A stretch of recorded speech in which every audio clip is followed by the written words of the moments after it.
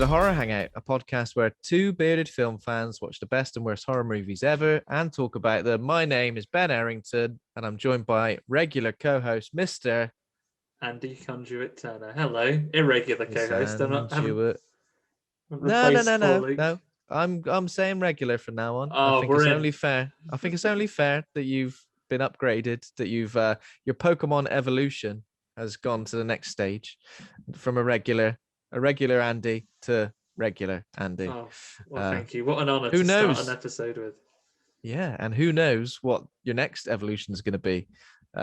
Some sort of king of the podcast. I mean, it could be anything. Yeah, not even my final form. Might need to be traded to evolve again, though. We never know. Oh, that sounds. I don't know if I like that. Don't like change, Andy. Don't want to trade you in. Yeah, so there's a little bit of a different episode. Obviously, as you can tell, it's just me and Andy, no Luke. He's otherwise engaged, which is fine, you know. But other people, we got other things on. People have got lives, you know. Can't always do a podcast, except me. It seems like I'm always available. I've got nothing else on. Can we do? I'd do one every night if I could, you know. Can I do another podcast, please? I just want to talk to somebody. That's definitely my life.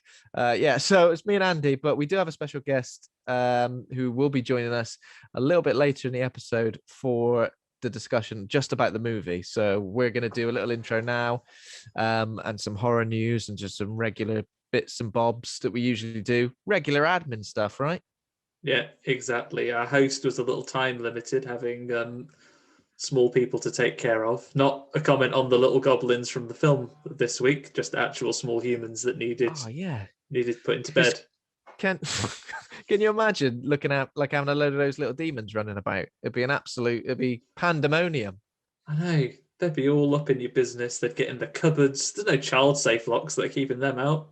No, you couldn't concentrate on anything. If you couldn't watch your favorite TV show, you couldn't. I mean, imagine dinner time. Dinner time would be carnage. Oh my goodness. They ain't helping out with the washing up. Then you see what happens in the film this week. One of them gets their arm chopped off in a door. That'd be horrible. You'd have that. The social services would be around. Yeah, they would. They'd be like, "What have you been doing?" Only one of them's had his arm off. Don't worry about it. It's fine. Put a plaster on it. It's turned into little worms and went back under the door, though, so it's fine. Oh yeah, but we will get into that obviously with the episode. Today's movie, which is The Gate, which is a fun time. But we've got some horror news, just a couple of bits this week. I noticed there hasn't been much knocking about. So one thing that was quite big was that we might as well be sponsored by Resident Evil. We mentioned Resident Evil on every single horror news section, which is the way it should be, really. But yeah, the Resident Evil Village demo, the second demo, the Castle demo, was released just this past weekend. 24 hours only, although we did find out this week that it's going to be extended. So the next section of the demo, which is going to be the village and the castle again, you've got an hour to play it, but that demo is going to be available for a whole week, so you don't have to drop everything and just play it. So that was my problem with it last time. I think I'm quite happy for it to be a 30-minute time limited demo, just to give you that little taste. My problem was that you had to fit it into 1 8-hour window to go and have you go. Like, yeah. Luckily for me, Sunday is like the one day of the week where I'm usually here. I could do whatever I want, you know. I could play this demo. I could drop everything right now and go for it. So that was lucky in a way. But yeah, I don't know how you feel about the demo being time limited, because there's like bits of lore and, you know, picking up documents and stuff. Like, were you reading anything or just like, oh, no. See you later? Like, especially on the castle, because it felt like a larger demo, like a bigger section.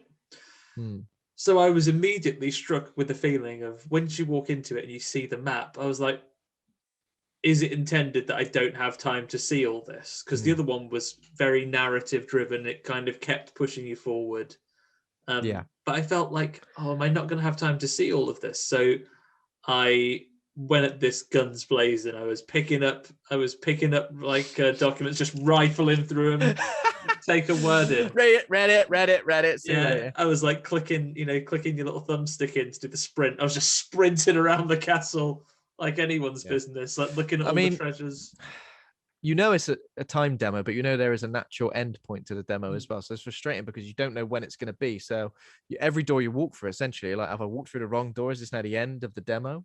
Like, yeah. But and the end does come quite abruptly without spoiling it. People who still want to play, but the ending, it isn't like you don't feel like you're walking out to like a big scene. It's almost like, right, I'm out of this bit of stairs now, and it just ends. Yeah, because I guess like the next part's probably going to be key to the story. But quite a substantial demo where we see quite a lot of the interior of the castle.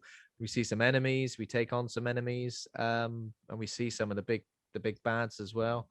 While we don't sort of take them on, someone in particular, we do see them. So yeah, and obviously we get to meet and interact with the merchant as well. Yeah. Well, we say merchant. Are we calling him a merchant? Is he the Duke? Is his name? The Duke, that's his name, the Duke. Yeah. So there is a little Easter egg where he says, "What are you buying?" And he says, "Haha, that's something an old friend of mine used to say." I don't know if you noticed like the save music, or I guess like the music when you're speaking to the Duke. So it's kind of like save music while you're sort of upgrading your weapons and stuff. Sounded like the Resident Evil 4 like Serenity music. I think that's what it's called.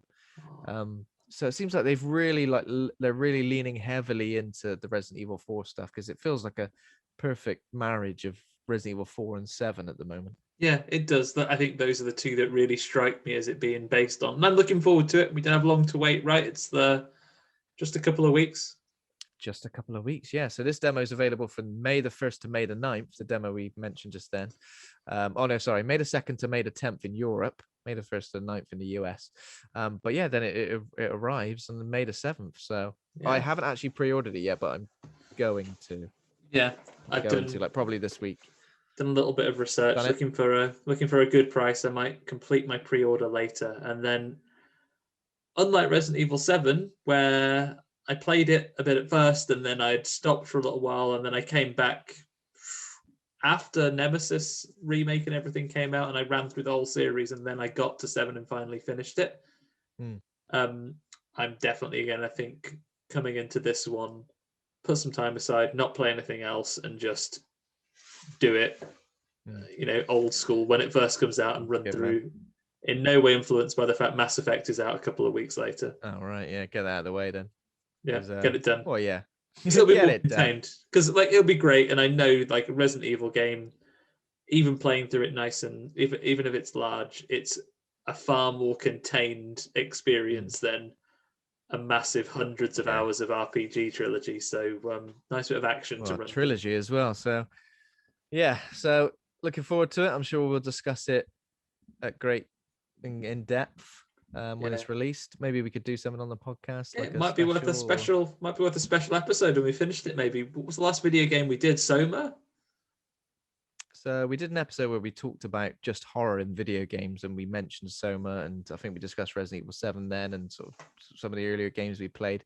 We've never really dedicated an episode to a game, so I mean, I'm up for it. And if we all play it, it might be interesting for us to do that. So we'll give that some thought, maybe at some point after the game's released. Sweet. All the news you got.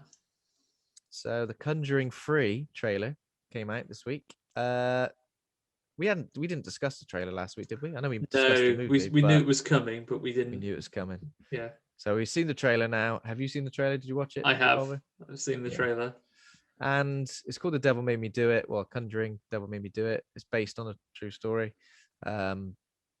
And it's basically looks like a young lad, sort of in his 20s, has done a murder, and he's pretty sure that he had demonic possession, and it's used as a defense, like in a court of law.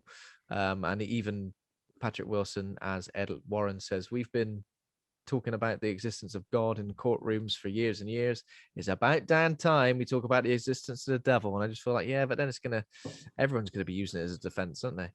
Yeah. What a scapegoat. The poor devil. Oh, it made me do it. Fair enough. I mean, there was nothing in this trailer that struck me as being like particularly interesting. I do really like the second Conjuring movie. It just feels like it's removed from the franchise entirely, and it's set in the UK, and feels there's something really gritty and genuinely terrifying about it. I think it's the scary old man voice and things like that come into the second one. I'm very disappointed, not just from the impressions that you were doing the other week, Ben. that this one isn't another UK based. Oh, the bloody devil made me do it. Bloody devil made me do it, mate. Oh, no, not me, mate. You got the wrong man. But yeah, this one looks a bit more generic. But then, you know, maybe I was expecting something else from the trailer, but I'll watch it. Like, I think they have enough. They've got enough in the bank, I think, for me to go and give it a go with an open mind. Well, cinemas in the UK may be reopened by the time it's released as well. I think they are reopened. I think they're open in 17th. Is that right? I think so, yeah. And this one's out on June the 4th. Don't know if that's a UK cinema date, but that's when it's apparently releasing in theaters and HBO Max. And so I'm sure we'll do an episode as well. They've kind of gone a bit quiet because I know we had a Mortal Kombat issue over here as well, right? Where its release on streaming was kind of quietly just didn't happen. There was no announcement, but the speculation, I'm not sure they've even come out and confirmed it still.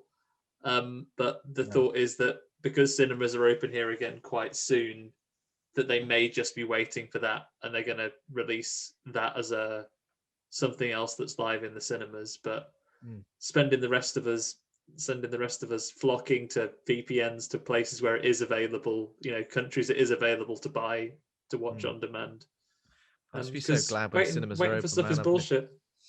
Waiting for stuff is bullshit. And it'd be great to, like, you know, see certain things. I know Spiral, the Book of Saul, is going to be released as well, and apparently A Quiet Place Part 2. So it just feels like I need to just chalk those off and go and see them at the cinema, just to finally just be at ease with myself from like 12 months ago. What's that? Quiet Place Part 2 is coming out next month. Can't wait. 1 year later. Oh, for God's sake. Maybe we'll treat ourselves, Ben. We'll make a night of it. We'll go down the Everyman. Now we live nearby. Ooh, lovely seats in the Everyman as well. Yeah, get a little sofa, have a little bit of a hot meal before you go in. What a treat! Oh my God, amazing! I'll fall asleep. That's what I'll do. I'll get too snug and I'll fall asleep.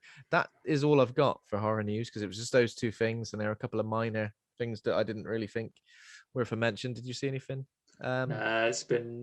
It's been quiet. Same as like what you watching. I know we talked about Love and Monsters last week. I caught up on that, but otherwise, just the film of the week. Been busy. Oh, okay.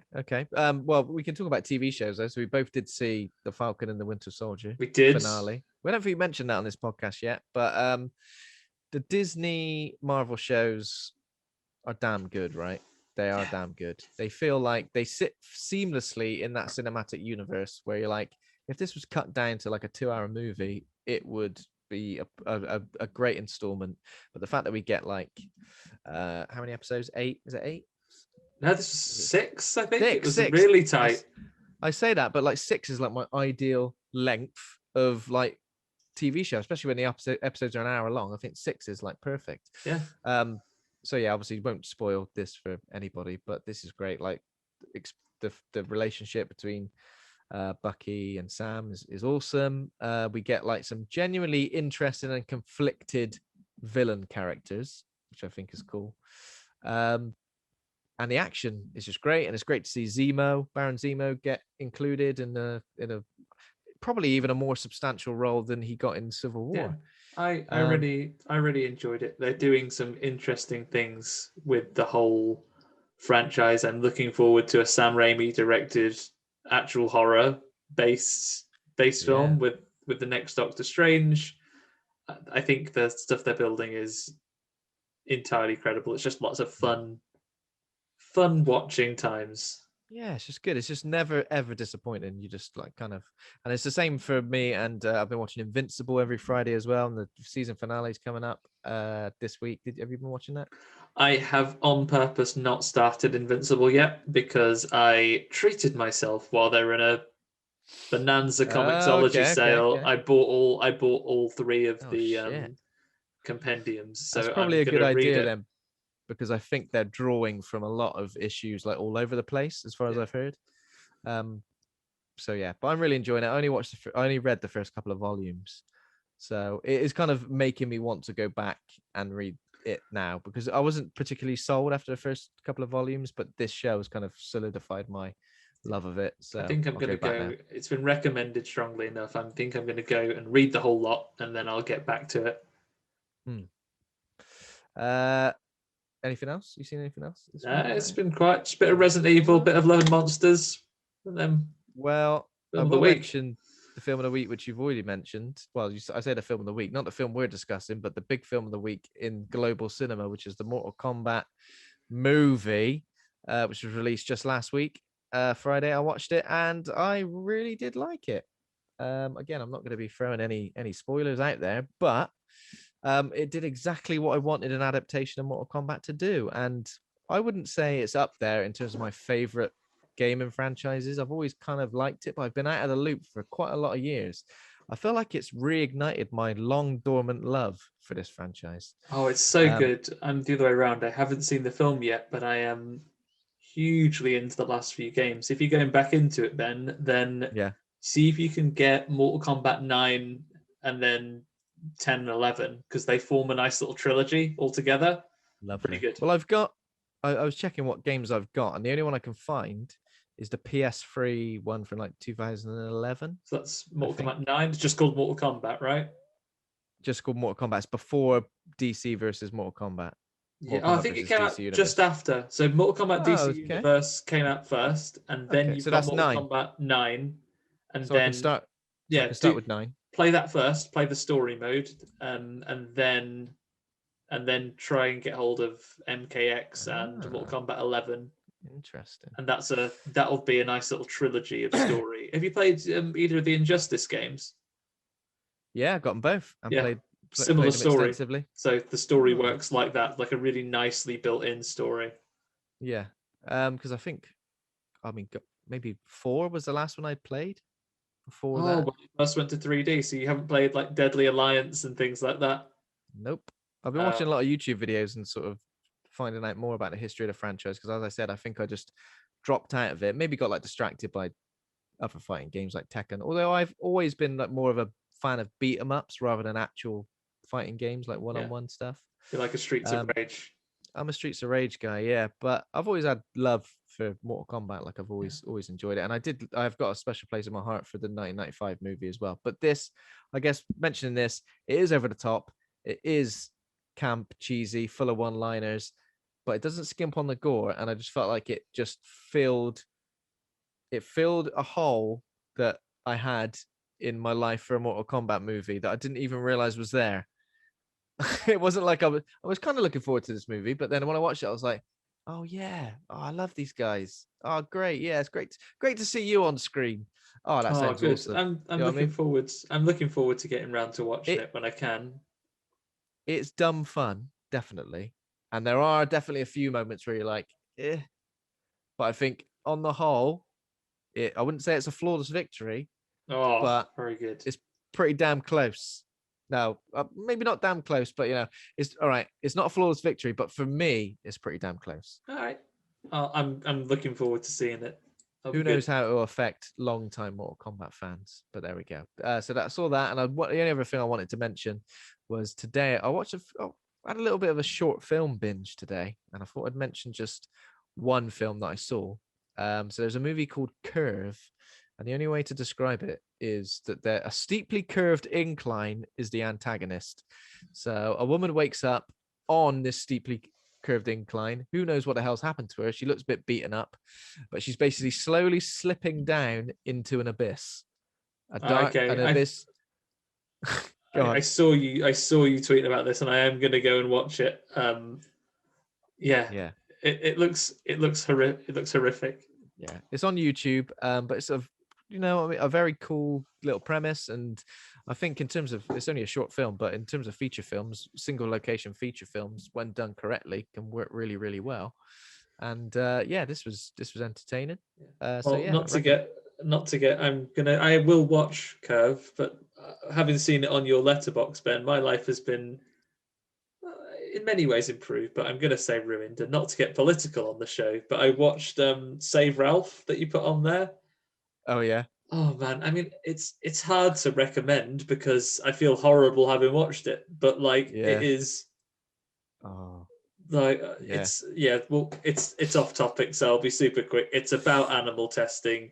It's incredibly well made, incredibly sad. It's about 4 minutes long, and basically means that I'm now gonna have to rethink large portions of my life because check everything. Yeah, I've literally downloaded an app to see if like man. cosmetics and like toiletries tested on animals, because I know it's animated and I know it's designed to make you feel that way and whatever, but fuck people that hurt animals. I'm happy to go on record and say that. Fuck them in the ear. Fuck him in the ear. So Ralph is a rabbit who's voiced by Taika Waititi as well. So it's just a couple of minutes long, but there is a particular gut punch. There's a couple of gut punches actually in that. I'm not even sure. Like, and we've watched some horrible movies. I watch horror movies and talk about them on a podcast with them, but I'm not sure I can recap it because it's so upsetting. It's horrible. I mean, don't watch it if you're of a sensitive nature, but if it's something that you feel passionate about, animal testing, not passionate about animal testing, that would be incredibly wrong. Because if you are passionate about animal testing, may I reiterate, fuck you. Andy said fuck you. Yeah, but it's definitely it's worth a watch just for informative manner, especially sometimes you need something like that just to give you a little jolt to go, oh yeah, I haven't really thought about that, maybe I should try and implement it into my lifestyle, and just try and make a difference, I guess, with the little things. But there we go. That is pretty much it for this section of the podcast. So we'll hand over to ourselves for you guys listening in the future in a few seconds, but for us here now in the past, it's a very, very, it's like primer. So we're here. We're going to hand over to past Andy and Ben and our guest, Emily Booth, who Ben will introduce in the future past properly in just a moment. But you're making it more complicated than it needs to be. Good. There'll be a seamless cut right now. So for today's movie review, we are joined by somebody very, very special. I know both me and Andy are very excited to be joined by a horror legend, and it's Emily Booth. She's an actress, TV presenter, writer, and all-round horror icon, with appearances to her name from cult classics such as Cradle of Fear and Evil Aliens, whilst eagle-eyed viewers may even spot her in Event Horizon's Hell Orgy scene. She's the face and voice of UK's one and only horror channel, and it's an honor to say welcome to Horror Hangout, Emily. Ah, well, I'm blushing pretty much. So thank you for a lovely intro. That's very kind. Thank you. No problem at all. No problem. Welcome. Very happy to have you on the show. Yeah, happy to be here. Yeah. Are we gonna do our waffle bit now? Our little chit chat. Yeah, I mean, we couldn't get you on and not, before we get into the film of the day, really quiz you on your horror history. Quiz away. Ask me anything. It can be a lame question or a career question or whatever.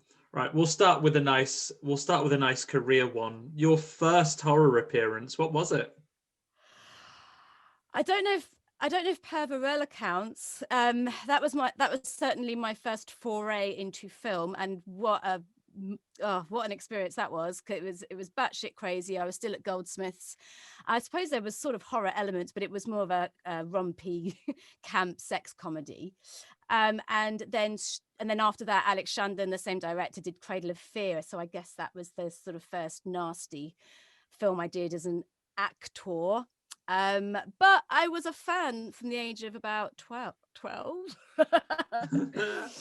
And what was your favorite growing up? First. So growing up, the films that I watched, I'm not necessarily saying these are the best films, but I loved things like, I loved The Thing, I loved Society, I loved all that. I loved Cat People, I loved Miracle Melf in London, and Company of Wolves.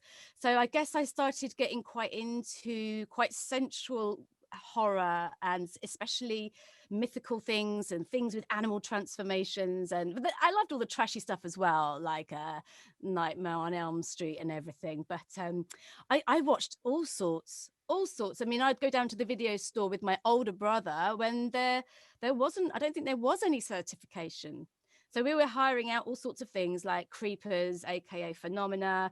So I was even into Dario Argento at an early age. I have my cherry popped early for sure.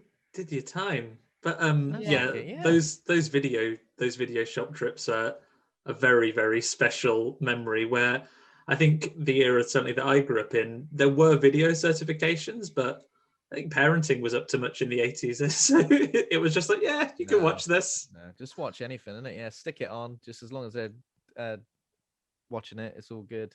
Yeah, As long as you're in the same room. We were like, me and my brother were terrible. So I remember it was either, and obviously this is where the covers really came into their own, because you would get a film based on how sensationalist the cover was. Like, I always remember The Burning, like that was a really good cover. But also a non-horror film that I watched way too young, and I'm sure you all did, was Porky's. That was such a big, oh yes, it was so pervy, and we loved it. So it's like, should do horror or Porky's? Porky's would not cut it in 2021, would it? It would be political correctness would be all over that. I remember like watching that like in I think a friend's older brother in like his room, and yeah, just the shower sequence is something that will probably stick with me forever. I don't know if that's Porky's 1 or Porky's 2. There might be a shower sequence in both of those movies, but yeah. Doesn't the gym teacher grab his member? I don't know how rude I can be on this show. Through a hole. You can say what you like. Be as rude as you like, but by member you mean like the member of his club or something, right? Is that what you mean? No, the male member. Oh, not the male member. What could be a male or a female member of his club? You mean his penis, don't you? God. The peni. Oh my God, it's only been 5-10 minutes. Let's move on from Porky's. Sorry, everyone. Sorry. It's going to be the headline of the show. I know that, you're seeing this come the other way now. I know I've seen you mention before that you have 2 kids, right? And they're horror fans growing into it themselves now as well, right? What do they like right now? Well, I won't let them watch it. My son just keeps on asking to watch Jaws, so he has a very good taste, because I am trying to keep my world separate from them, but it's starting to sort of seep in as they get older. That they're 9 and 6 now, so they find it really cool, and it gets embarrassing every now and then. For example, my son, who's 6, like every now and then they get to choose a movie at school at the end of the week, and all the kids are like putting up their hands and asking for Alvin the Chipmunk or something crap. And my son puts his hand up and says, "Put my mum's movie on, Shed of the Dead." Yes. In front of the teachers. So they all, and I'm like, shh, no, I really don't want the school to know. Oh, well, it sounds like they're well into it. They're making their own shorts. They're making their own horror shorts, because I think children making it is different. I mean, actually, this is quite relevant for our movie. It's kind of a relevant point that I might segue. make. It is a good little segue. The whole children and horror, that sort of awkward what would you call it? Dichotomy? I don't know. Yeah, go on. I don't know if that's the right word. I'm just trying to sound clever, because it's been a long time since I went to college and my brain's a bit frazzled. But yeah, I think in terms of children like experimenting with horror and being in horror, and they seem to love it. But watching it, I have to be careful. They've watched crap films like The Meg. Oh my God, which was so awful. It's not even scary. Ours growing up was definitely, we were a Tremors house, and my poor mom's furniture, me and my sister climbing all over it to make sure you didn't touch the ground. Like, can we make it from our bedrooms to the back garden without touching any carpet? Apparently you can. Oh, I think growing up, sort of the hiding behind the sofa thing might have been more like the Hammer Horrors. And is it the Hammer Horrors? House That Dripped Blood or something like that, all that sort of more twisty TV sort of stuff. I think we mentioned it on the show before, actually, like horror movies that would be appropriate for kids of a certain age. I've got an 11-year-old daughter, and we've kind of like been trying to introduce her to various horrors. We watched Monster Squad very recently, and that is a film for kids, isn't it, really? But she's not a fan of any form of werewolf transformation, so she was like, no, switch that off. And I was like, well, up next, we've got American Werewolf in London, and just watch this transformation. It's great. But no, I didn't do that. You don't know what's going to freak them out, though. I mean, it's weird because it's fun being scared, but I do think there is an age-appropriate thing. But yeah, I was watching them relatively young, like, 12, 13 kind of stuff. And Jaws is still scary. I mean, people might think, oh, it's a silly rubber shark. I said to them, because they've seen all the behind the scenes stuff, and I was like, I promise you'll be scared. But because of YouTube, they're able to like watch cheeky trailers and stuff. And because my son's into Lego in such a massive way, I didn't realize this. There is Lego everything. So he now knows about things like Stranger Things because of Lego. Oh. So there's Lego Stranger Things animations. Yeah. It's really weird. So now he's a fan of Stranger Things, even though, and I did let him watch half of it, and I was like, okay, I think we need to turn this off now. Yeah. It's all That's fun and another one that games you now, kinda- but like at on 3 the in the morning surface, when they you can't sleep. Sorry, Ben. Yeah. That's something like on the surface you think that's kid appropriate. That's absolutely fine. And then as soon as people start getting like limbs ripped off, don't even know if that happens in Stranger Things, but then you're like, no, sorry, got it wrong. It is quite freaky. Yeah. The not the underworld, what's the upside down and everything. I mean, that's the thing. Children are in it, but they legally can't watch it. But again, I want to come on to this when we do our movie. Yeah, and before we do go on to it, I think we should really pause and say, obviously, Emily, you've been kind enough to come and join us today to talk about The Gate, but I know that, you know, we're not just talking about your past of movies, you're still putting things out right now, right? So what are the people going to see you in, you know, coming up? The little plug section. So I suppose the most recent thing is well, hang on, rewind 2 years or 2 years, 2 years. I got involved with a producer who actually comes from Hastings, and he loves Hastings as a location, and it is a fantastic location. Byzantium, Neil Jordan was here a few years ago filming Byzantium, so that's all filmed around Hastings. Oh. And so this guy was like, I want to start, you know, filming in Hastings, and we have a batshit crazy kind of Wicker Man-esque festival every bank holiday. It's a bit like the Wicker Man. There's like the slaying of the Jack and the releasing of the summer spirit, and there's all the characters from the Wicker Man are here, and the slaying of the virgins and all that. Anyway, so he did a film set around that sort of pagan May Day. And it's a found footage film, or should I say, if I'm being anal, it's more of a assembled documentary footage. Mm-hmm. Film as opposed to found footage, and I play Penny, and we get caught up in this strange supernatural spirit called Green Eyes, who takes you to the endless woods if you hear him knocking on your door. So it's a film about a local legend, and that legend is made up, but just sort of it gets a hold of us, and the idea is even the footage is cursed. So I think that's the sort of creepy setup. So that did get a premiere at Fright Fest, which did have to be an online festival last year.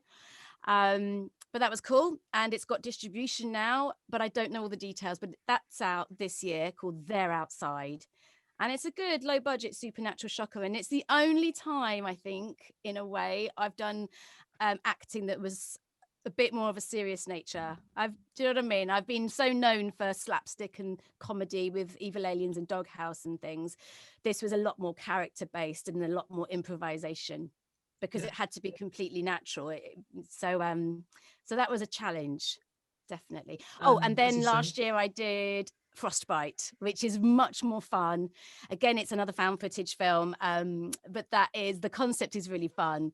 That is all set over one night, which happens to be Christmas Eve, and a very dysfunctional family come together. My daughter is a wannabe YouTuber, and she has a show all about cryptozoology and monsters and myths, and she just happens to strike gold because there is a werewolf running around and he bites Santa. So Santa turns into a werewolf on Christmas Eve, and things get bloody and nasty.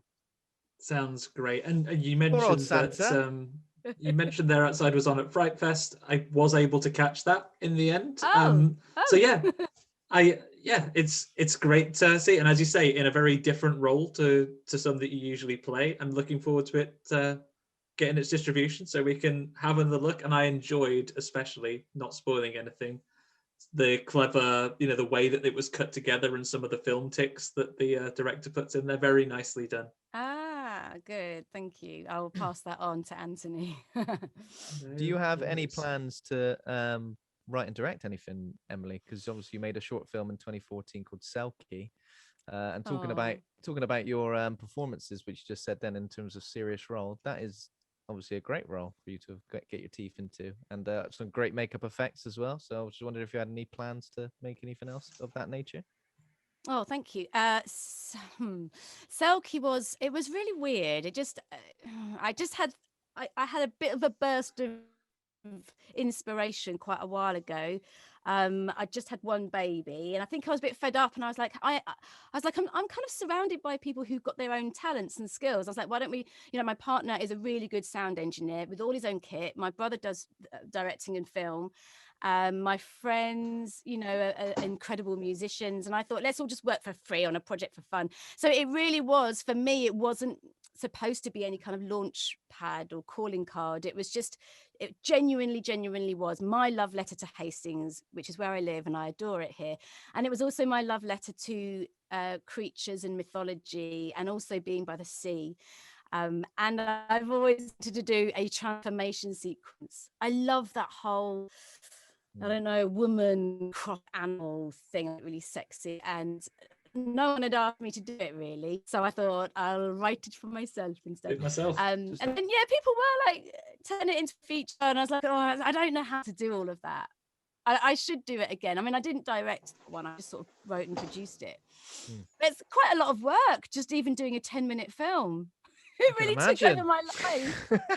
10 minutes. Oh, can you knock out a 90-minute one now? Oh, I'm too tired. That's probably too tired now. Yeah. I should know. Definitely. Hell yes. Maybe you'll come off of this show and just be like, right, let's do it. Yeah. But that kind of film is actually quite expensive, and a lot of the short films that have a high impact. What's that one? Was it Lights Out or something? There's a few short films out there, and they're actually more like scenes, and it's just people that come up with a good concept and a good scare, and suddenly they become feature films. Sometimes that works well as just a pitch, doesn't it? A pitch for a feature. Yeah, it's a case of finding. It's going to be hard. It is hard, I think, and it's a constant challenge for directors to think, what can I do that's different? What's not been done? And get the funding in. Exactly, yeah. Well, I'm so glad that you got to do it again. We saw Court Selkie. You can watch that on YouTube, right? That's just available for people to watch. So if you're listening, you got yourself 10-15 minutes to spare. We even won't hold it against you if you want to pause it and go and pause this podcast, go and watch it right now, for God's sake. Come back, you can appreciate it. And then just before we move on to the film, of course, we all met last year in the height of lockdown when you came and joined us for the other podcast we both work on, The Other Stories. You came and joined us for the Halloween special and voiced our main character in Old Mill Lane. We don't really cross the streams that much in this podcast, do we, Ben? But I think it's worth mentioning. The rule is never cross the streams. Never cross the streams. This time, that saves them in the end. Streams. Yeah, we'll cross it, especially to mention them in the end. Yeah, they should definitely have done it right away. But I think it's worth mentioning while we're here. It's we're shortlisted for an award this year, right? From the This Is Horror guys. Right now, if you do check out, we'll put the links in the show notes. You have an opportunity for the price of an email, which is nothing. You can go ahead and vote for us for Fiction Podcast of the Year, the work we did throughout the year, inclusive of a whole week we spent with Emily over Halloween. And that was great. The podcast that's up for award is, because I get confused with you guys, because you do loads of different things. There's this stuff, which is all the fingers and pies, and then there's the fiction, isn't there? Like the yeah. So the Other Stories podcast, and that's the one that's up for an award from This Is Horror this year. So that Halloween week as well was the biggest week ever for the Other Stories, the most downloads ever. And Emily's performance in that is bone chilling. Is it? I did get like chills. I was like, whoa, I'm terrified. I recorded it right here. It was a strange one. I don't know if we should. I don't know, because we don't want to do any spoilers in case people haven't. Did your children hear you recording that? That's a good question. No, I did that during the day, but yeah, there are climaxes of a sort. Again. That was great. It was great. It was good fun, and great to work with you on that as well. That was awesome. And here we are. And here we are. Exactly. Yeah. To talk about someone else's passion project, we may as well get to business, right? Ben, do you want to introduce our movie du jour? Sure. Sorry, I keep coughing. I've got the Rona, today, which isn't a good thing for a podcast host to be dealing with right now. But I'll power through because I'm brave. There's going to be a nasty twist in this. Is it going to be me? Ben's going to catch Corona live almost live. catch it live. You know, the Yeah. exact moment that I was infected. Infected, yeah. Oh, you'll get a lot of downloads. Yeah. Especially if I do die during the podcast episode, because I would like to think, even if I died during the podcast, you'd still put it out tomorrow, Andy. I mean, content's important, Ben. So yeah, I mean, I'd have to see if Luke was free to help me with the upload, but yeah, I guess so. I'd make your face the regular thumbnail. Content. Yeah, just that was supposed to be my infected face. Looks like different, doesn't it? Right. Okay, so today's film that we're going to be talking about is The Gate. So The Gate is a 1987 supernatural horror film directed by Tibor Takács and starring Stephen Dorff in his film debut. The film follows two young boys who accidentally release a horde of demons from their backyard through a large hole in the ground. So on IMDb, this is currently at 6.1 out of 10. On Rotten Tomatoes, critic score is 60%, audience score 44%, and on Letterboxd is 3.2 out of 5. I've got some choice reviews for you guys here of this movie from users of Letterboxd. Spooky Fruit says, tiny little bold ass monsters running amok and biting people's ankles. Love it. 4 stars. It's not wrong. Seems quite generous. Yeah, no, exactly. Yeah. Alex A says The Goonies, but with demons. Fun 80s cheese with a good performance from a pre-Deacon Frost Stephen Dorff. 3.5 stars. I didn't even recognize Stephen Dorff to start with until, yeah. Mars B. I spent too much of this movie thinking about that one girl's fucked up vertical bangs. 4 stars. I gave a lot of attention to that hairstyle as well. I was like, what is going on there? There's something about Mary situation. And the last one, Sufferando says they really milked that dead dog prop. 3.5 stars. Yeah, and they do get their money's worth out of that expensive. dog. It looked expensive. It looked heavy. When the kid's carrying it, but there's always funny. They look a bit rubbery and weird, don't they? Like in Gremlins, when you can tell. Obviously, you can't hang a dog up with fairy lights, but you know that moment in Gremlins when he brings the dog down, and at one point it's like all stiff and rubbery, and then he jumps into life. Yeah. So it's similar to that. Killing a dog so early on in a movie as well is brave. There's a lot of people just switch off if that happened. Do they? Is that a rule? Well, I don't know, but dog lovers maybe. But if you're sick and twisted, then maybe you're like, give me more dead dogs. It's triggering. Have you guys seen this before? Was this a first watch? I was a first watch for me, I'll be brutally honest. But yeah, I was sort of intrigued because it was often on Horror Channel, and so I'd have to write about it, and I'd watched like trailers and things, and as you say, it's got a lot of fan love. Possibly maybe a bit more than critic love.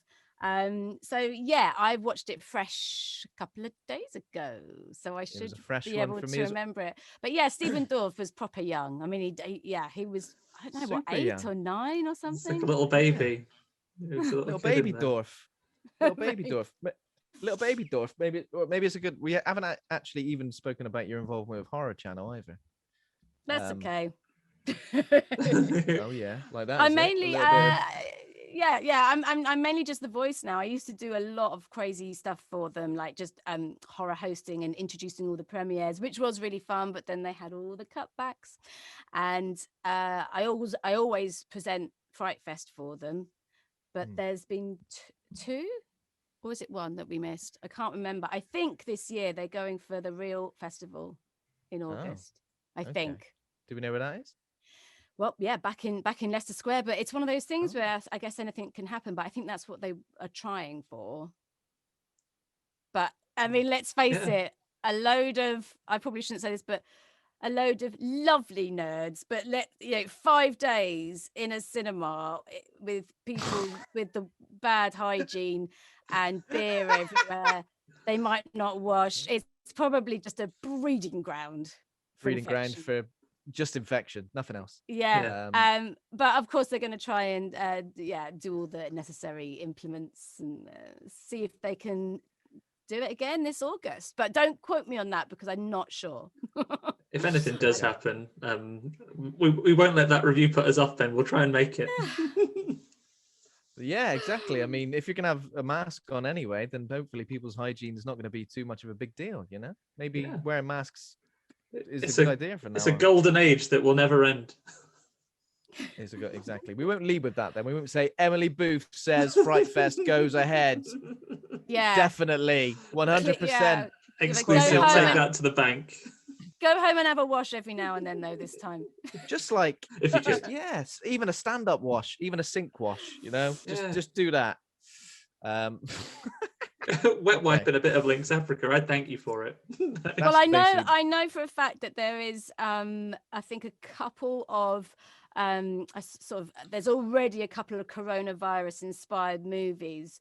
I don't think the the Four Horsemen of Fright, they didn't want it to be like loads of depressing stuff and loads of infection things, but there's a couple that acknowledge this whole pandemic. But I guess that would be such an obvious reaction, that they wanted to sort of make it not just about that. And I think a lot of we need some fun and escapism, if anything, not another reminder of how shit everything's been. It's gonna be the last thing you want to sit down and watch a movie on, wasn't it? It will be I think we want to escape one man in lockdown on his own doing a Zoom call, and there's a ghost, and there's a bloody ghost. Watch out. Thankfully, who doesn't have this problem in the golden age of 1987? Stephen Dorff and pals are living large, segue, going around people's houses as merrily as they like, groups of more than 6. This is like this era, and especially a lot of the stuff these kids are into. It's like a dream for me. I feel like if I could walk around, I mean, bearing in mind the other kid character might be a bit of a nerd, but we can deal with that. With his little cut-off denim jacket, listening to heavy metal records at home on his own while his dad's like gone off gallivanting somewhere. That's a dream come true. He was like air guitar on the bed, no one to stop him. Think about it though, Ben. Essentially, you recognize him as a nerd, but all the other things he likes, he loves his heavy metal albums, and he loves like fucking about and making up lies and stuff. The only thing that you've got that codes him as a nerd is the fact he has glasses. Glasses, yeah. And we all know anyone who wears glasses, definite nerd, dedicated nerd. For bloody hell, come on, I wear glasses as well, Ben, if you could not give him a hard time, his mom has died. As the dad points out, that's why he's a bit troubled, because at the beginning, Stephen Dorff, little baby Dorff, has been in trouble for digging a hole in the garden. It's like, oh, my mate told me that once a construction worker died and they didn't want to like report it, so they just buried him in the wall of a house. And his dad looks, and you think it's going to do some classic 80s parenting when it's like, oh, boo-hoo, don't talk to me about that, son. But he's like, ever since his mom died, he's been a little bit of a wrong'un, so don't listen to his lies too much. Little wrong'un. Yeah. Did you also notice in this film a couple of homophobic slurs just randomly added in? I know, there? It was a different time. I don't remember, where were the homophobic slurs? It was when Stephen Dorff gets cross when his sister's mates are like making fun of him, and the sister's been a bad sister in a while, because you worked out the dog was like about 15, and that's about the same age as the older sister. So she's known that dog.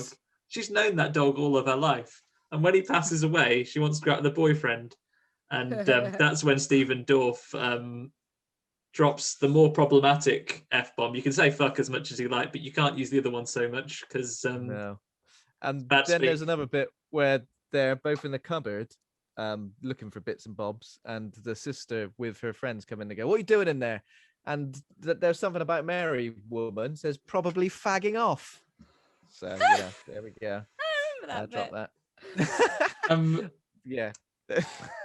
There we go. Well, what I liked about it is, I mean, it's as soon as you start watching it, it's got those. It's the film. One of the films that wrote the rules, isn't it? I guess back in the 80s. It's a black screen. It's sort of got the red titles, the synthy, plinkety kind of music. So straight away you're kind of in there. And what struck me actually, which you don't get now, the style of the films back then, was the amount of color, because I haven't actually watched a retro film for quite a while. And I was like, oh my God, this film is so colorful. Like their kitchen is like bright red, bright yellow. It was like color. And I found that quite playful. And different. You don't get that now. The whole style of cinematography now is like, it has to be like a really nice palette of greens and browns, or just loads of depressing blue. And that's kind of what cinematographers do now. It's a thing. So that for some reason jumped out at me. God bless the 80s. Yeah, go the 80s. And also it's sort of, as you said, like maybe parenting was really shit back then. Like, you know, they're just like, yeah, we're gonna go off for the weekend, you won't have any parties, will you? And absolutely not. Yeah. That weird science thing. No. And the who you on the phone to? Not my friends. We had the set design piece for me in this opening scene as well. Oh, I'm back. I was like glitched out for a moment there. I think I've returned. So the set design really struck me as well on this opening scene. Similarly to you guys, like obviously I saw the bright colours and everything, but the thing that sent me into a full-on crisis for an American house, I was like, bottle of HP sauce on the table. Doesn't exist in the US, does it? Apparently so. Yeah, HP sauce on the bloody table. HP sauce. And they're having a Sunday dinner. I don't know how it goes with Sunday. Maybe it's all right in your roasties. I don't know. And a really gigantic weird lampshade that goes right over the kitchen table, which you have to see it to know what I mean. But that I was like, what the hell is that? Looks like a big jellyfish or something. But, yeah, I quite liked it. I was like, yeah. But the whole events that kicks off this is basically down to like a really simple beginning in the fact, and Stephen Dorff, whose character name I will completely blank on until the second part of the film, Glenn. So Glenn. It begins with having a nightmare, but essentially it's that there is a tree being taken down in his garden, under which is, well, a weird thing of treasures, geodes. It's a geode. It's a geode, which is like a rock with crystals inside it. Yeah. I thought that was like, I don't know. Does that mean it fell from a planet and the little ghoulies are sort of aliens or not? I'm not quite sure. The logic doesn't really matter, does it? I mean, no. I don't think it's explicitly said if it's one thing or another, but that could totally work. So he has a nightmare, doesn't he? And it's like about nobody's in his house. He gets home and nobody's there. That really resonated with me because I used to be absolutely terrified of. Do you remember that bit in Flight of the Navigator when he goes off for a bit on the spaceship and he comes back, and rather than it being like 10 minutes later, like something like 15 years have gone by. And when he knocks on his front door or goes to go in his front door, someone different's living there. That used to scare the shit out of me when I was a kid. I used to think I'll be out playing football or on my BMX all afternoon/day, and then get back and somehow go through some sort of time loop or some sort of time portal. Yeah, and 15 years in the future. And I'll be 15 years in the future and open a door and go, who the fuck are you? And then there's But that's where this film, because obviously you can enjoy it purely on a sort of silly level, of course, with all the sort of special effects, which I have to say, it only really kicks in at the 45-minute mark. There's a lot of setting up.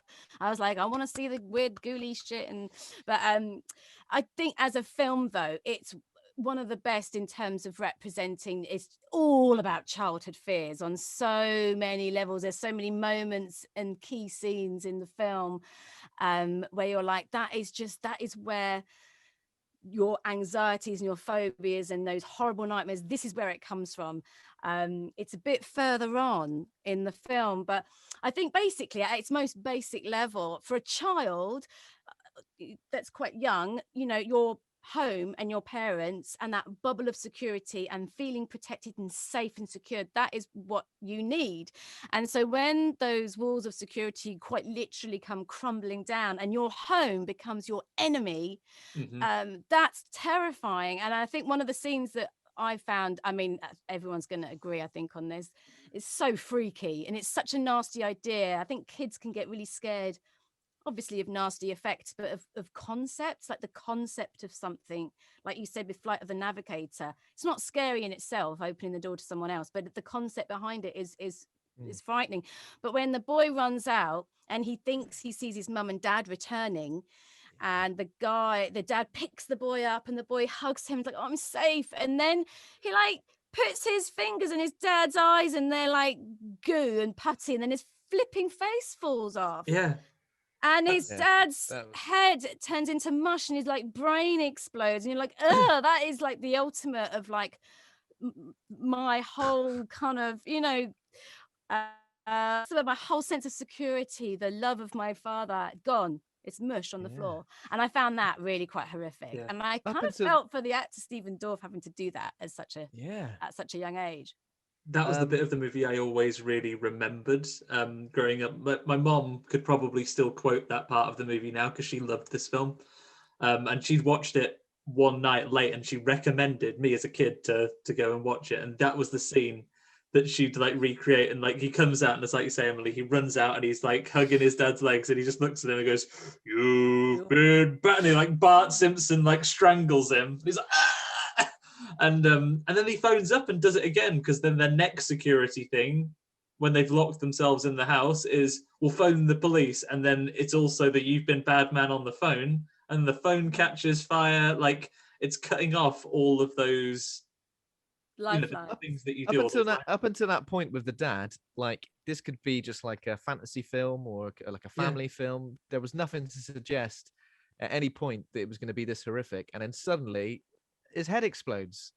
And I was like, whoa, ease me in, guys. Jesus. Like quite graphically as well, right? Because to be honest, like the only things we've seen slightly supernatural before that is when the sister has immediately had a party when her mum and dad have gone away. And they do that levitation trick that you do when you're having friends round. And they throw Stephen Dorff, well, he gets magicked into the ceiling and pulls down a light fitting, which I don't care if you've got the yellow pages. You're not getting that fixed before your mum and dad get home. You pulled out like a mains electrical thing. It's absolutely fucked it. And it's what was going on? Like this party was strange. It was kicking right off. This party, everyone's having a great good time. The tunes are going. Everyone's having a drink. And then suddenly, everyone's got the candles out, and everyone's doing a séance. They're going, right, it's time for the chill out room now because we've done the classic 80s party thing. There was a guy with a backwards baseball cap skateboarding in the house. Everyone's smoking. I was watching thinking, if your parents don't smoke, everyone was smoking. You're not getting that out. Your house is going to absolutely reek of smokes. Febreze didn't exist. Yeah, there was no such thing as Febreze. Your mum and dad are going to come back on Sunday. You can punch in darts in here, Alexandra, and you're busted. You're not. But they always it's like that. It's one of the rules of those films. Weird science being the ultimate one, which is not really a horror, but I guess it's got elements of Frankenstein. So yeah, I mean that it is. I think that's another fear, though, isn't it? It's like, oh my god, I'm in so much trouble. I've messed up my entire house. I mean, we've probably all been there to a lesser extent. Yeah, haven't we? No, messed up our parents' house. Yeah, definitely. If you're listening, kids, take it from your friends here at Horror Hangout. It's great to go to people's house parties. Absolutely shit to have one at your own house. Exactly. Because you will be like Alexandra. You'll suddenly realise that you've absolutely overplayed your hand. You have fucked this, and you'll be the one picking up retro Pepsi cans and like trying to clean as people skateboard around your house, and you're never going to be able to fix it. Your house is going to look the same state as the end of this movie. But the dog passes away, and I guess the summoning that leads us to the "you've been bad" and the invasion that comes from the gate is the no good boyfriend character carries around the dog corpse after the dog passes away. He makes an absolute shit show of this. No, what an absolute mug. So he drives it to the animal shelter and then nips and sees an ominous hole in the garden and just wazzes it in. Perfect. It's a perfect size for a massive dead 94-year-old dog in dog years. Just under a fence panel. Just the dog comes back though, doesn't it? He does. He comes back at the end. Yeah, I feel like that was written into his contract. He was like, right, if you're gonna kill me off, right, this early on, I want to come back for the final sequence. I'll have to do a rewatch and see how many minutes on screen. Does the dog get more time on screen alive or dead? Because he stays around just as a prop for ages. Dog gets no respect. So the little, what's the other kid called? Terry. Tells him he stinks. Like, to be fair, Baby Dorff does stick up for him. He says, like, I want to know what you smell like when you're 95 years old, which is a great point. Dog gets no respect. He's wandering around the party just like no one gives him any attention. eating I felt crisps. sorry for him, to be fair. And then Terry. Oh yeah, eat some crisps. Terry dances with him when he thinks is his ghost mom. Oh yeah, that was so weird. Oh yeah. That was strange. Oh yeah, I remember that bit now. That's quite nuts. It's quite sad, really, sort of to toy with him in that way. Yeah. At least she didn't turn into a rotting corpse. That's like true. It in was The just Shining. That would be really nasty, wouldn't it? It was just a recently dead dog, not his mom corpse. Still warm. That's the sort of thing that demons will do to you, though. In my experience, absolute pricks. But You think you're having a bad day. At least you'd never hugged your dead mum. That turned out to be a dog. Turned out to be a dead dog. Embarrassing, if anything, embarrassing. Sorry. Yeah. Oh, and you're at a sleepover as well. How did they do all the little ghoulies then? Because sometimes I thought it looked like green screen. Because I mean, there must have been animatronics. So but when they had a lot of them running around, I mean, I was sort of actually thinking, oh, how have they done that? I mean, I don't know. This might be completely wrong. This is just what I think, and again, it might be wrong. But obviously, there was some stop motion, especially with the bigger one. But it looked like these were just guys in suits, like in front of a green screen, and then they'd shrunk down. They played with the size. Well, there's a film going completely off. Yeah, imagine being one of those. That'd be so good. Like, I was one of those weird ghoulies, or they were dwarves, maybe. I don't know, but they still wouldn't be small enough, so you would need dwarves. Tiny little. But do you know? I'm sure you know this, being horror hangout nerds, but don't throw us into the nerds group. We've already heard about that. It's a compliment. It's a compliment, especially when I say that they all stink. No, I'm joking. Who's the one? Okay, I'm gonna come across as so not a nerd now, but it's only because I have a terrible head for names. But Alien guy, Alien director. Oh, I'm really embarrassed now. Ridley Scott. James Cameron. Ridley Scott. I knew that.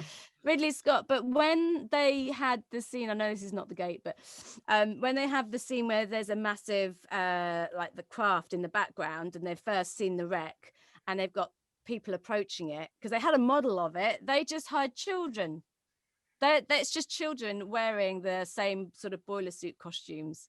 Ah, so it could have been the behind the scenes. Imagine you were one of those kids. You'd be dining off that for the rest. I always think that. Time. I always think, you know, when a film, might use a random child or baby to do something odd. It'd be really great to be that child. I always think, like, who's the baby from Labyrinth? It would be such a good little, like, I'm not famous, but I was, David Bowie. Bring me around. Do you still wear a stripy baby grow? Just a big one, obviously, but do you just wear it around the house? That's all I want to know. But that's the funny thing. He probably isn't an actor. It's probably just a spare baby that was around, from the crew or spare baby.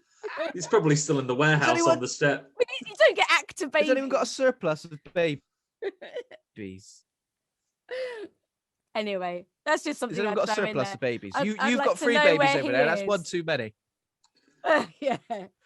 Oh, I reckon we can find out. You guys keep talking. I'm gonna find out where Labyrinth Baby do. Where Labyrinth Baby is today. He's just working in Morrison's. He could probably just do. Honestly, he could just live off conventions. It's unbelievable. I mean, I do conventions, and the amount of people that go there, and they've had such random jobs. I once sat next to the girl who said that she was, Human Centipede. 2 or 3. Like the first one obviously is just 3 actors. That's the really good one.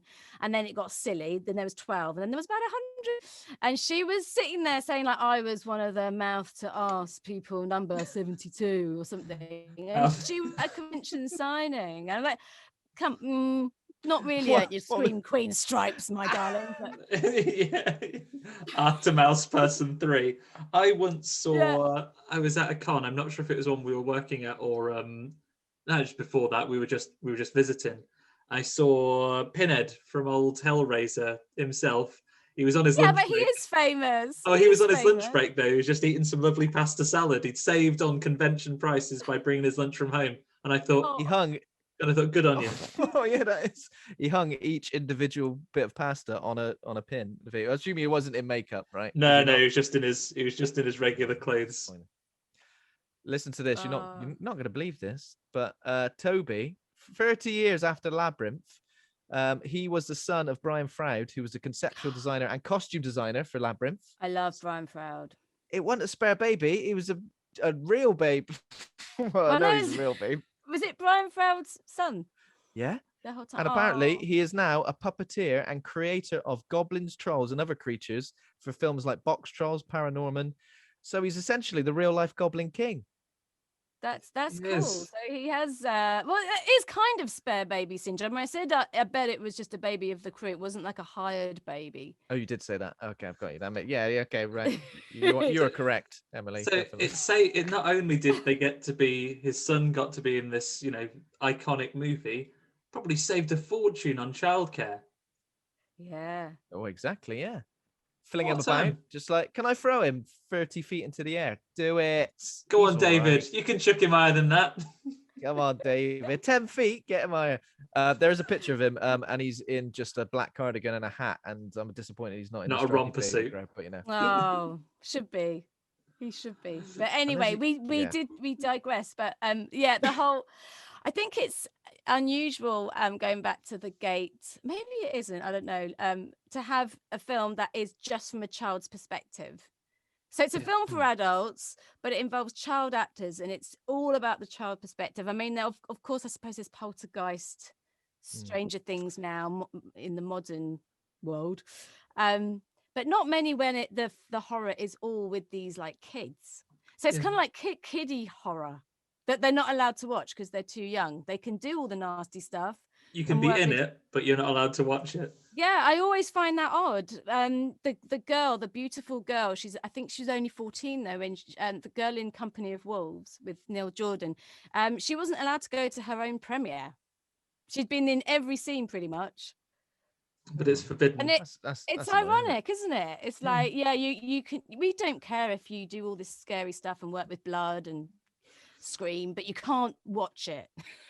I lived it. All right. No, Stephen Dorff and the actor that played his sister, you had to, a bit later on, so we have all the little ghoulie men. What was your final verdict on the ghoulie men before we move off them, actually? The little tiny little goblin folks. Effective, not effective? For 1987. Oh, yeah, definitely effective. They were quite freaky. Yeah. I mean, little close-ups. I didn't like how they all like stopped dead and like stared up, like, when they're peeping in the window that time. Come on in. Having a little Come on in. Yeah. Or when they were a good design. Yeah. Oh, is that outside as well when they first see there's like a big zombie man and they smash his head off with a boombox and he falls over and smashes into lots of the little ghoulie men that chase after them later on. That was the shot that I'd seen a lot of on Twitter. Before I even really, I'd heard of the film, but I'd not seen it. That was the shot, which was like, oh wow, look at this amazing effect shot. That was the thing that kind of made me want to watch this film and feature it on the podcast as well. Okay. And then, I mean, so we're saying a lot of the stuff without much context. So essentially, they find a large geode. It's somehow linked to this hole in the garden. It all basically comes mistaken, right? So they sort of stumble their way through a ritual. So they find a geode, and then Stephen Dorff cuts himself, which is part of the sacrifice. He drops some blood in the hole, and then the dog passes away, and the shitty boyfriend buries the dog in the hole, which is the sacrifice that the demons kind of accept. This is weird though, hearing you recount the film, because I'm like, I only watched this a few days ago and I can't remember all those bits. There's oh my god, that happens to me all the time. And then you're like, shit, did I go to the toilet? Did I drink too much wine? So when you're kind of half falling asleep and then you sort of wake up and you go, I've only been asleep for a second. What do you do when somebody says to you, were you asleep during that moment? Do you automatically deny it, or do you just own up and say, I think I fell asleep a bit? I'm usually not asleep. I rarely fall asleep ever. Like, I'm not one of those nappers. Like, some people just sort of nap, don't they? Straight off during a film. Like an old 70-year-old. No, I'm not like that. I tell you what I did. Another thing I loved about talking about the special effects. Of course, we can't not mention the sort of kind of boss, the boss at the end. The big bad boss. Yeah, like the boss fight. which is the biggest demon in the world, because the other ones are just tiny little annoying critters that kind of bite your ankles and fingers off. And then there's the really huge one. And I actually searched through thinking, oh my god, this is just like Ray Harryhausen, brilliant stop frame animation. And I thought it might be him, but it wasn't. But Ray Harryhausen, I don't know when he died, you see, but it really reminded me of all of his stuff. And I still love all that stuff. Oh, me too. Yeah. I still think it looks better than CGI, and I'm not. It's not because I'm just an old codger who's kind of a Luddite. Of course not. But no, I just, even with like Godzilla and stuff that all the kids are loving now, I'm like, yeah, it's kind of impressive, but you just know it's not real. There's something really like odd and just like otherworldly about the stop motion stuff, and that like you see a demon and you see it CGI, you're like, right, okay, well, I know that's CGI, and that's probably what a demon might look like if there was a real one. But something so strange about stop motion, it's just so like it's unnerving in a way. So obviously this big boss turns up and he seems to kind of make friends with Glenn initially. He picks him up. He seems to be like, all right, mate, how you doing? And then, but no, he gets the eye in his hand as well, Glenn, doesn't he? Oh, I love the eye in the hand bit. That was because that almost had kind of elements of that nightmare, because it's kind of like a nightmare. The film becomes a bit surreal, so it is really happening. We know it's not a dream, but it does seep into that kind of thing where they're having bad dreams and nightmares, and he looks at his hand and there's an eye in it, and then he has to stab it to get rid of it. I really liked your analogies about this being, there's probably like so much subtext to do with like kids' fears and like the realization of that, and like the fear of something rather than the actual the fear of the I didn't even think about that image of your home turning against you in every way, and your parents turning against you. It is a child's like worst fear, and I was wondering whether it was on I'm not trying to be a brainiac at all, but like whether there's a certain element of dealing with loss and grieving, because Terry's mum died and she comes up as a ghost, and I mean he's not the main role, but whether there are those manifestations, monsters become these manifestations of all these little fears and grieving things that you've got going on. So I mean you can read kind of interesting stuff into it if you want to. It's kind of I suppose there are probably some parallels to Stephen King's It as well, the way that Pennywise and obviously the titular It makes the most of people's fears to control them. And there's a lot of that. See, this is weird because I didn't really think that when I was watching the film, but now we're talking about it. Well, 3 years of film school at Goldsmiths. There's 3 years at Goldsmiths coming out Maybe now. That's what I need. Otherwise, all the films just go over my head. No. I mean, it is ultimately a fun effects movie. I don't think they're trying to do any kind of like comment. But at the end of the day, like, for example, I did an interview the other day and they're like, name some weird, quirky films that you loved. And I cited House, which is a brilliant 80s film. And I was like, I'm so sorry. It's such a stupid film.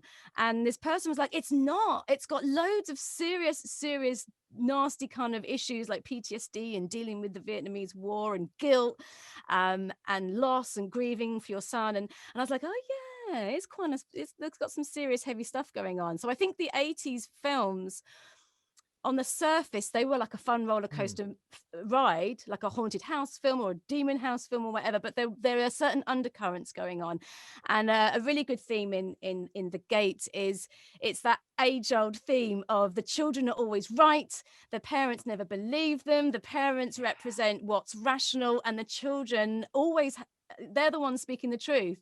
No matter what evidence is right there in front of them, you're like, come on, you got to believe the kids, come on. Listen to your kids.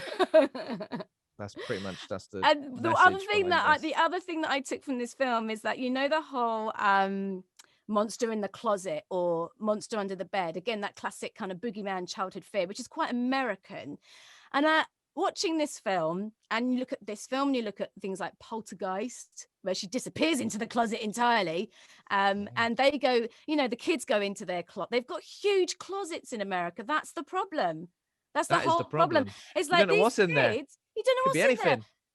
It's just a little boy. He's got his clothes in there, his games, all his random shit, and there's still room for a 6-foot zombie and a portal to another dimension. Whereas here in the UK, bit more humble. We've just got a cupboard. And no room for a zombie and a portal. Just a few. That's a good thing shirts. about living in the UK is that if you go into the no cupboard, monster in you the don't closet. have to worry about zombies. Growing it never up in crosses the your UK, mind. I have never had to stab my possessed friend in the eye with a Barbie, not once. That's good. Oh, We're lucky, if anything. Okay, so obviously we get the big boss. There's like a zombie dude who's made up of all the mini demons, and he's terrorizing them. Terry gets taken into the wall at one point, and then he comes back as like a possessed weird little rat boy, biting Glenn on the hand, which looked painful. Barbie's in. Barbie's in, but then the same thing happens to Al, his sister, Al, as well. Yeah. She gets. That's creepy, isn't it? Like, again, that's quite scary. Of them getting essentially kidnapped or taken into, vanish without a trace. Like, there's literally no trace of them. Suddenly, you just turn away for a second, they're gone.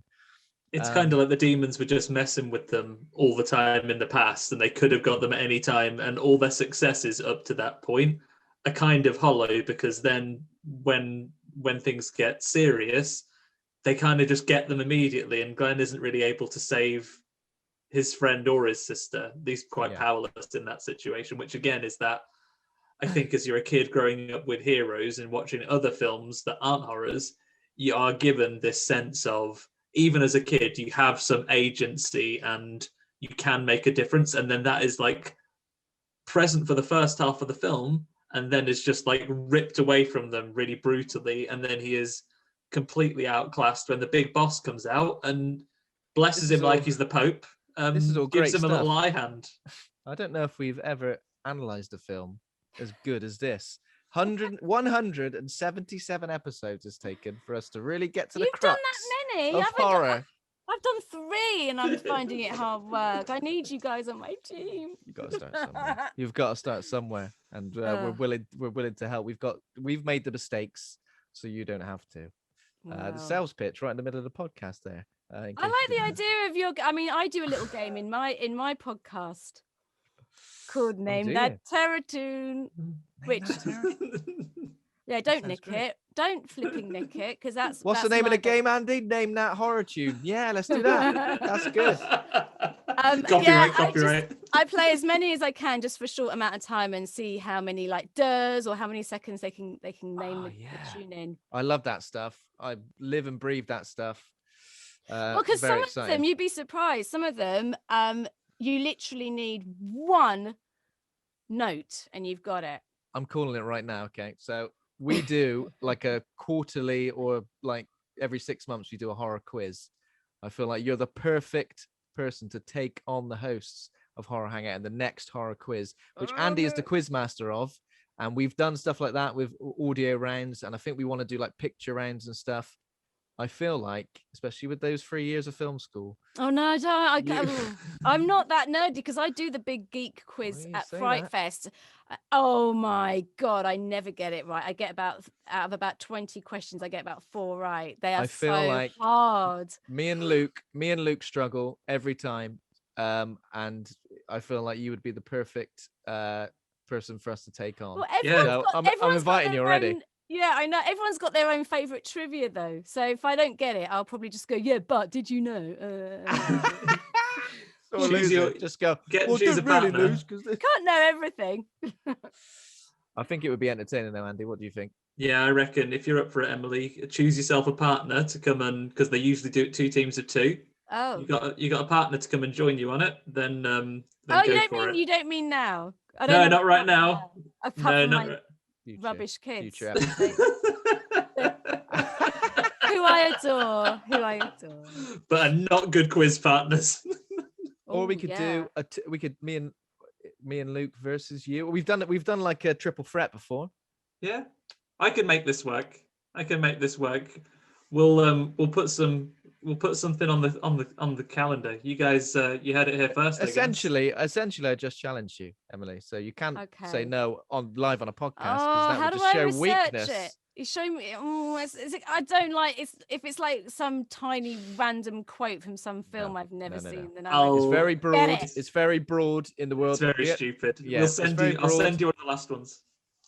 Yeah. Okay. All right, you're on. But you accept. Yeah, go on. It's so scary though, because then you're like, even real nerds that I've Oh my God.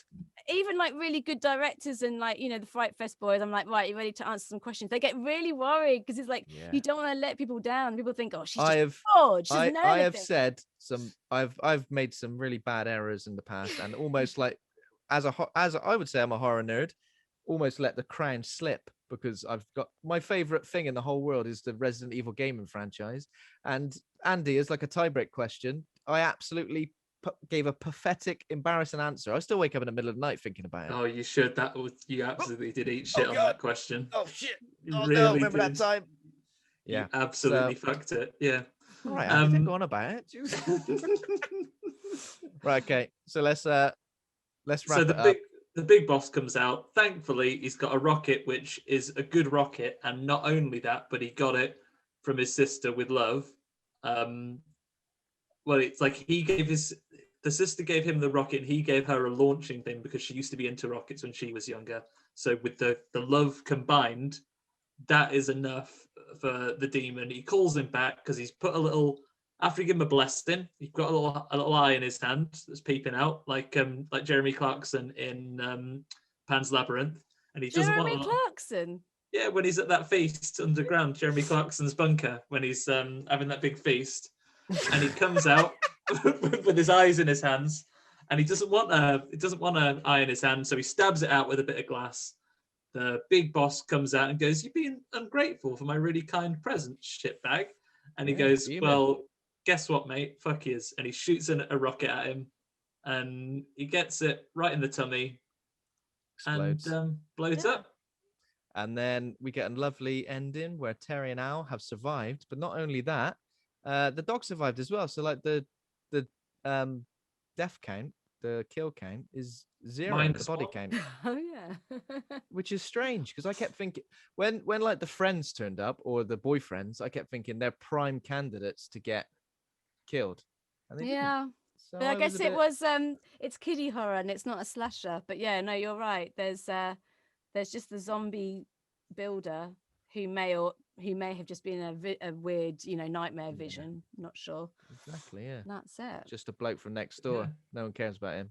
But it's okay because there are some consequences, because the house is still absolutely ruined. Yeah. Yeah. When are the parents home? They're on their way. In many ways, it would have been better if someone had died, because then their parents couldn't be angry with them. But as it is, everyone's alive. Are you going to explain that one? Right, okay. There we go. That was that. Have you got any name game, Andy? If we could whiz through that? Is that? I do not have any. I didn't prepare any in Luke's absence. I'm not sure I can carry that Luke torch. Is going to be turning in his grave. He's not even dead. Luke. Okay, so I guess the only thing left to do is to rate the gate. So we do a standard like A to F.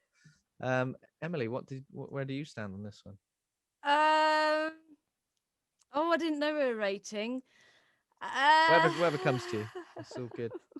It's not my favorite because it's just maybe a bit too on the kiddie side. It might be A being like the best. Yeah, A is like the thing. That's like your best. We're looking at a D plus. D plus or something. That's fine. I'm surprised by that. I know. It's not without its charm, but if we're talking about all horrors and me loving things like Alien and The Thing are A's. Yeah. You can't. The isn't near the Alien and The Thing. C minus being fair, D plus being realistic. There we go. Harsh. We want realism in this podcast, and harsh. You can't just love everything. You can't love everything, for God's sake. Everything. I hate some stuff. You got to get the balance. You got to think about the balance. Yeah. Okay, Andy, what you saying? I have some fond memories of this because got past with it in it, but I can see its age, and it is ridiculous. But I still like it a bit more. I think I like it enough. Based on You've Been Bad alone, I'm going to give this a C+. Because this is a fun film. I could stick this on if it was on the Horror Channel late at night and I caught it was on. I'd sit and watch it. I think I'd sit and enjoy it. How about you, Ben? I'm going to go straight. I'm going to sit on that fence. I'm going to go straight down the middle of you two, which is a lovely place to be. I'm just going to go for a C because this is the first time I've seen it, so I don't have any like nostalgic feelings or fond memories of watching it growing up. But I feel like I would have done if I'd seen it when I was young. I feel like it's definitely the kind of film that I would have been all over, especially like with the effects. That makes all the difference. That makes all the difference. People always say, like, what are your favorite films? I'm like, okay, so these are really not the best films out there, but they just have an impact on me because I watched them when I was young. And horror, that's why it's good to watch horror when you're young, because it will have more of an impact. So I think if I watched The Gate when I was, like 9 or 8 or, young, like I was, I would have fallen in love with it, as I did with other films that are probably not that good. Like, yeah, I won't go into it, but I think that has a massive impact on whether you like a film or not. Yeah. And I mean, the effects just really do make it. I think if they didn't have the effects as they were, it's just got a certain charm to it, which I think it was why I enjoyed it. So there we go. That is The Gate. Very, very nice. So yeah, that's the end of the episode. Emily, where can our listeners find you online, and do you want us if I can direct them to your social media or anything like that? Yeah. Follow me on Twitter. I'm a bit on and off on Twitter, but I've always replied to my fans. I always have really good chit chat to my fans on Twitter. That always works for me more. And my handle is Emmy Booth, so EMMY Booth at Twitter. I am on Instagram, but I'm shit at it, I'm afraid. Sorry. Twitter works for me. I'm on Facebook. And I did have a website, but I don't think it's working anymore. And I will be launching a podcast called The Horror Booth. And I've already got interviews with Barbara Crampton and Danielle Harris and Tiffany Shepis and Jake West and people like that. Very, very We talk about getting people on teams. We want you on our team. Get that guest list up. I need to ask you how to get guests. I'm already running out. I'm thinking, I need some. I'm running out of favors and need to, Well, get on eventually you'll get to the bottom of that barrel, and when you scrape the bottom of that barrel, that's when you ask us on the show. Okay, so, we'll be on. We'll be there. We'll be there. But yeah, this has been super fun. It's been a great time, and we'll put all the links for Emily's socials and everything else. We'll put that all in the show notes so you can find that. So thanks for listening. If you enjoyed the show, become a patron over at patreon.com/HawkandCleaver. Thanks to Kovac Cowman for our theme music. Thanks to Acast for hosting the show. Please consider giving us a rating or review. Head over to Facebook group Horror Hangout Board of Advisors, where you can chat with us there about all upcoming episodes and stuff. Thanks to my co-host Andy for being a right horror dude, and of course, thank you, Emily. Oh, thank you guys. Pleasure. Thanks a lot. We'll see you for the quiz episode. Absolutely. Bye for now. Bye. Thank you.